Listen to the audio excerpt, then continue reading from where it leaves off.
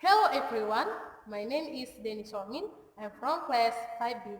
In this video, I want to explain the material in English morphology about the nature of morpheme. Check it out in following.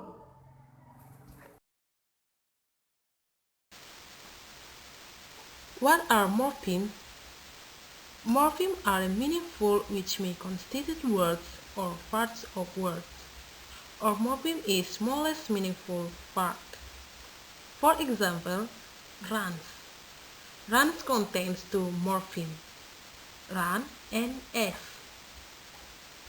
Unlikely contains three morphemes, unlikely.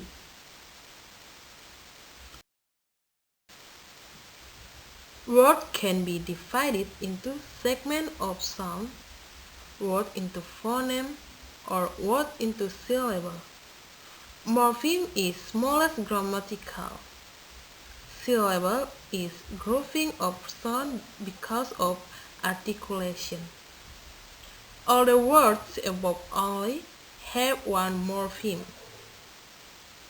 For example, books. Books has one syllable and two morphemes.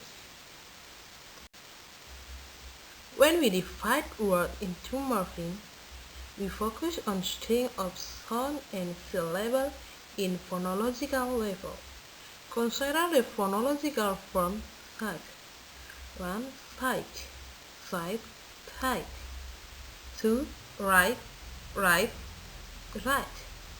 The words above have the same sound, which is called homophone. Homophone is the form which sound the same but differ in meaning.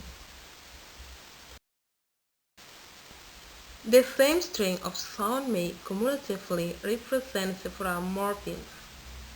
The past tense morpheme represented by ed is called zero or morph. For another example, last week I cut the grass. I put the skisher in the dressing table yesterday.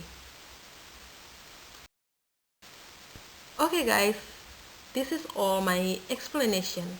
Thank you for watching.